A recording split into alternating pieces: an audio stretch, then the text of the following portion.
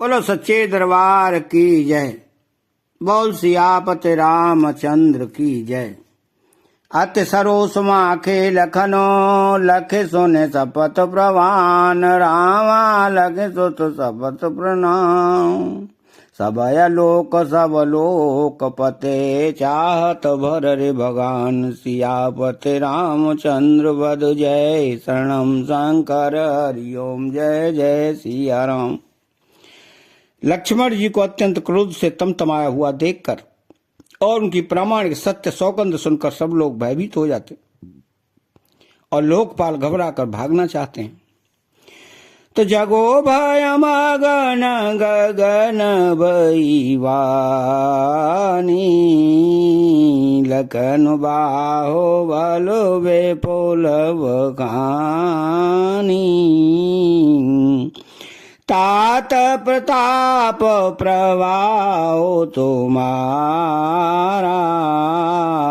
को कहे सकहे को जानने आरा। सारा जगत भय में डूब गया। तब लक्ष्मण जी के अपार बाहुबल की प्रशंसा करती हुई आकाशवाणी हुई, हे तात, तुम्हारे प्रताप और प्रभाव को कौन कह सकता है और कौन जान सकता है। तो अनोचेत ओचेत काजो कैचो समोझे करे अभल कह सब कोई सहसा करे पाछे पछताई कहे वेद बोध ते बोध नहीं। परंतु कोई भी काम हो उसे अनुचित उचित खूब समझ बूझ कर किया जाए तो सब कोई अच्छा कहते हैं। वेद और विद्वान कहते हैं कि जो बिना विचारे जल्दी में किसी काम को करके पीछे पछताते हैं वे बुद्धिमान नहीं है। सुने जोर बचन लखन सकुचाने राम सिय सादर सन्माने कही तात तुम नीते सोआई सब ते कठन राज मधुबाई। देववाणी सुनकर लक्ष्मण जी सकचा गए। श्री रामचंद्र जी और सीता जी ने उनका आदर के साथ सम्मान किया और कहा, हे तात, तुमने बड़ी सुंदर नीति कही। हे भाई, राज्य का मद सबसे कठिन मद है। तो जो अचवंत नृपमात ते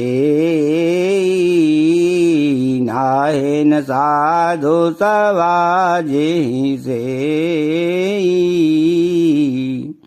सुनाहो लखन भल भरत सरीसा विधि प्रपंच मह सोना नदीसा।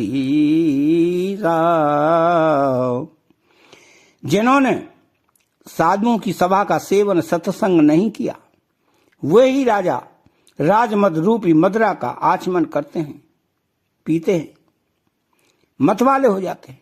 हे लक्ष्मण, सुनो, भरत सरीखा उत्तम पुरुष ब्रह्मा की दृष्टि में न तो कहीं सुना गया है और न देखा ही गया है।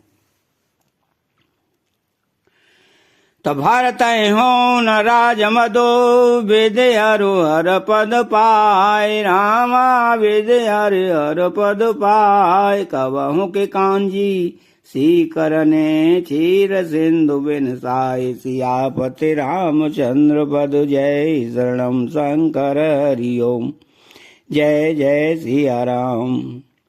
अयोध्या के राज्य की तो बात ही क्या है। ब्रह्मा विष्णु और महादेव का पद पाकर भी भरत को राज्य का मद नहीं होने का।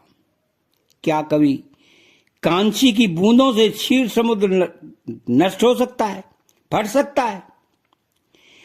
तो तिमोरे तरो ने तरने मको गेल गगन मगन मको मेघ मेल गोपद जल बूढ़े घट जोनी, सहज क्षमा वरु छाड़े छोनी। अंधकार चाहे तरुण मध्यांग के सूर्य को निगल जाए, आकाश चाहे बादलों में समाकर मिल जाए, गऊ के खुर इतने जल में अगस्त जी डूब गई, और पृथ्वी चाहे अपनी स्वाभाविक क्षमा सहनशीलता को छोड़ दे,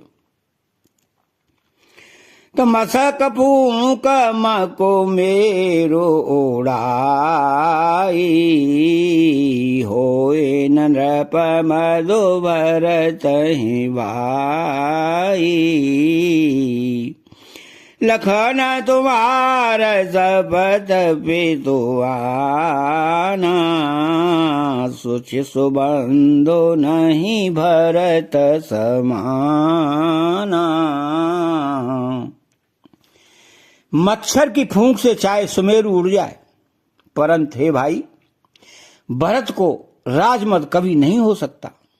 हे लक्ष्मण, मैं तुम्हारी शपथ और पिताजी की सौगंध खाकर कहता हूं कि भरत के समान पवित्र और उत्तम भाई संसार में नहीं है। तो सगुन खीरु अवगुण जलुताता, मिलय रचय सरपंचु विधाता। भरत हंस रवि वंश तड़ागा, जन्म कीन गुण दोष विभागा।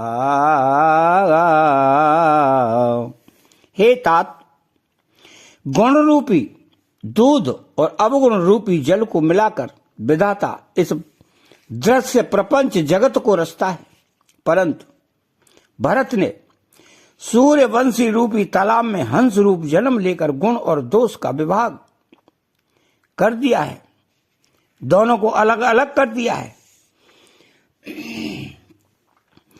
गहे गुण पाया तजे अवगुण वारी, निज जस जगत कीने उजियारी।